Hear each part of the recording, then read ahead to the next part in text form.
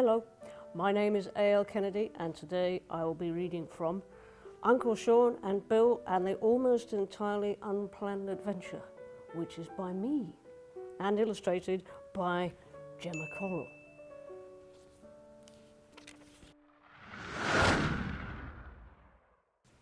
Section 1, in which a brave and handsome young badger called Bill meets two extremely dreadful sisters and begins an adventure he may not survive. He also has a sore ear and remembers that he doesn't like shorts, especially when he is wearing them. Badger Bill was having a very bad evening, maybe the worst of his whole life. He was stuck inside a bag.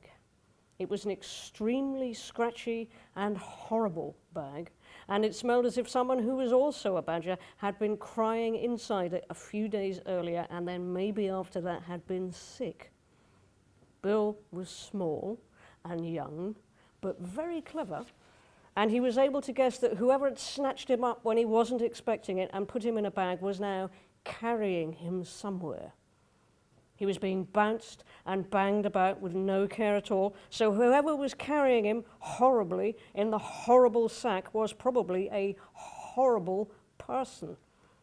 Badgers have a highly developed sense of smell, and he could tell just in one sniff that whoever was carrying him had a heart full of nails and sand and nastiness.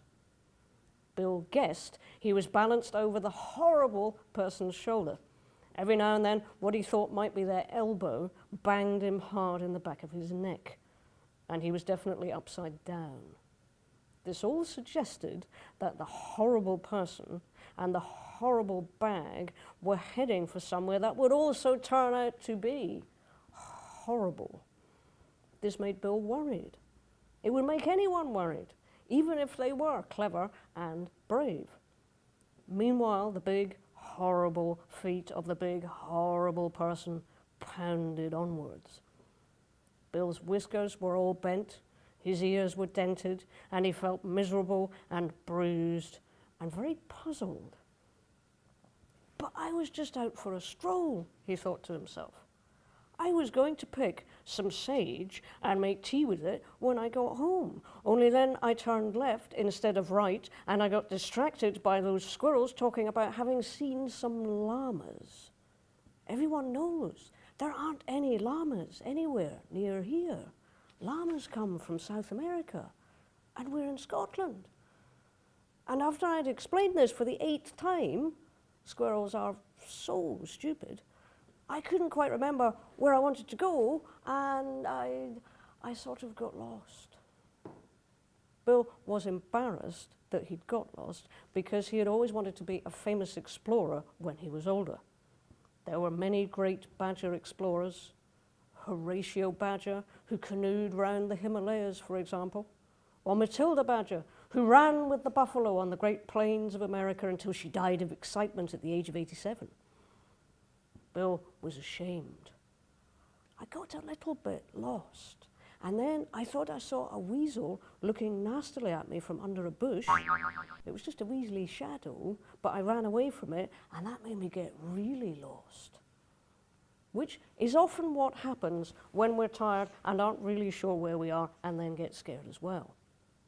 And now I'm thirsty and lonely, and whoever is carrying me smells of being unkind. And I already know they're unkind because they put me in a bag without asking. All I want to do is go home and sit in my little badger rocking chair and play my mouth organ until I feel happier, and then go to bed. And maybe have a hot chocolate and a lettuce sandwich first, and a biscuit, and then an apple. He was a resourceful badger, but he felt much smaller than usual, and wobbly. But I'm not at home. I'm in a bag. Why would anybody want a bag of badger? Before he could be puzzled anymore, he suddenly smelled the smell of someone else horrible nearby and felt himself being swung downwards, shaken roughly, and tipped out of the bag onto a cold stone floor. He landed all in a heap. "Ow!" he squealed. Then he tried to make himself sound more courageous by shouting in as deep a voice as he could manage, "What are you doing with me? You. Only then he stopped speaking, because standing over him were two of the hugest human beings he had ever seen. They were probably ladies, but they were each as wide as a wardrobe and seemed almost as high as a bus. Their hands were grubby and leathery and bigger than Bill's head.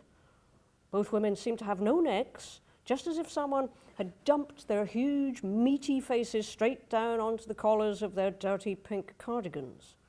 Or maybe their necks didn't like them and had run away and left them. The humans had eyes that were tiny and cross-looking and the colour of bad-flavoured boiled sweets. And they were studying Badger Bill. He didn't enjoy being studied. It made him feel like homework, or arithmetic, or dinner.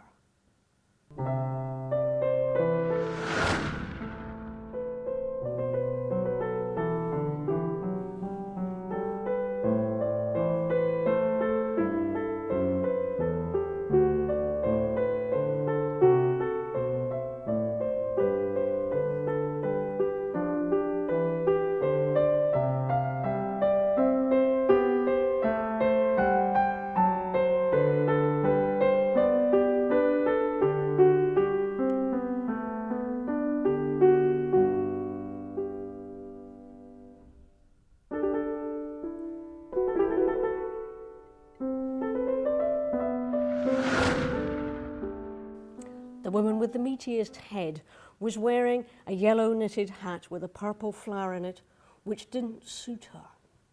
It wouldn't have suited anyone. She peered at Bill and growled, "Well, he's got spirit. Where did you catch him, Sister Maud, my pet?" Her voice sounded like dropping something ugly down a well. Sister Maud hissed, "Found him wandering about near the river, Sister Ethel, my sweet. He's not very big, though, is he?" Badger Bill thought that not many creatures would seem remotely big near either Ethel or Maud, apart from maybe a very inflatable hippo. Even so, he tried to stand up straight and bristle out his fur. "I'm big for my age. Everyone says so." Ooh.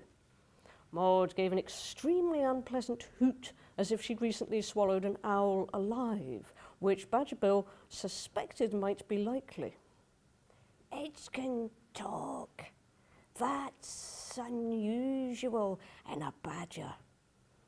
She didn't know that many of the animals she had met, poked with sticks, pinched and shouted at during her long and spiteful life, could have talked to her if they'd wanted to. The thing was that none of them had wanted to. "We should take advantage of that and make him give recitations. Or then again, we could make pies." Ethel nodded nastily and tweaked Bill's cheek between her great big dirty finger and her great big dirty thumb. "Indeed, Sister Maud. First we have the fight to prepare for, and afterwards, pies." Bill didn't like the way Ethel had winked at him when she'd said pies. Bill also really hoped that when they talked about a fight, they meant that Ethel and Maud were going to fight each other. He definitely didn't want them to fight him. He didn't want to fight anyone. He was a very peaceful badger. Then Maud said something else worrying. "Yes, I think the red shorts will fit him." Bill hated shorts. They made his legs look stumpy. Ethel kept staring at Bill with her eyes that were like old bad eggs. It looked like she might be thinking, and that thinking hurt her head, because it didn't happen often. Then she spoke.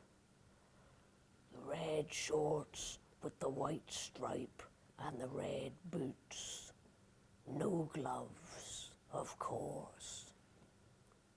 Ethel giggled with the sound of plumbing gone horribly wrong, and Bill knew that seeming to have stumpy legs was going to be the least of his problems. Bill shuddered. You lovely ladies wouldn't be suggesting that I in any way should be involved in fisticuffs, should you? Me, myself, personally, because I'm not a fighting kind of badger. I don't even like shouting. Ethel and Maud grinned at him with their thick, greasy, leftover sausage kind of lips. This made his whole tummy go cold. No, honestly, I'm allergic to shorts. And why no gloves, by the way? What if my hands get chilly or I bang my knuckles against something hard?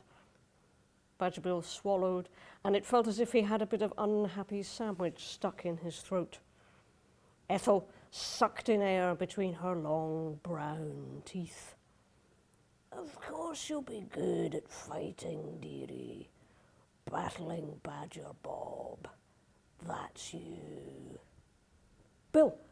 My name's Bill, corrected Badger Bill. William J. Badger, actually, if I'm filling out a form or something important, the J is for January because that's when it's my birthday. The two women didn't look as if they wanted to know when his birthday was, and he suspected that they wouldn't be giving him a present, not even a single tiny present between both of them. Ethel hit one of his soft, furry badger ears with the back of her hand. This stung him and made his head go twirly.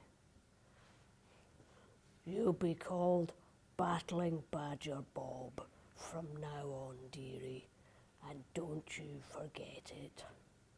Maud nodded. The fight's on Saturday. Aren't you the lucky badger then? Bill didn't feel lucky at all. This was Thursday night, which meant that he only had Friday left, and then it would be bad, bad, bad Saturday.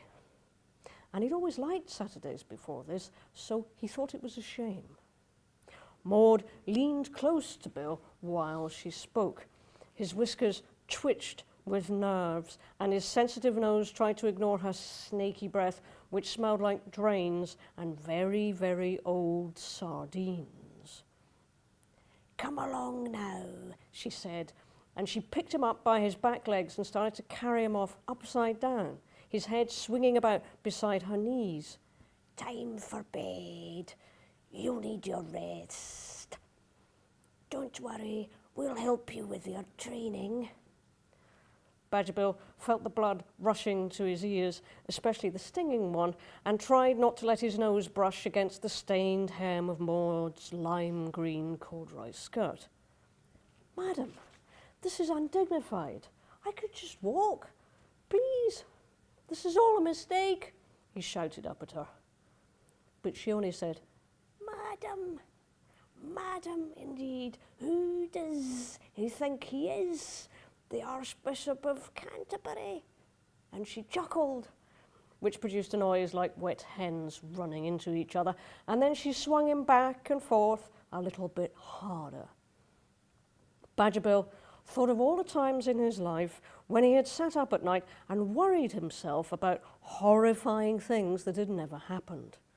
Now he wished that he had saved his energy for today when something horrifying really was happening and he didn't know what to do.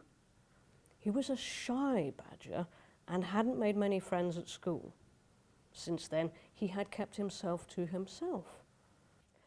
Bill realized this meant that nobody would miss him or notice that he'd gone, not even if he never, never, never came back home.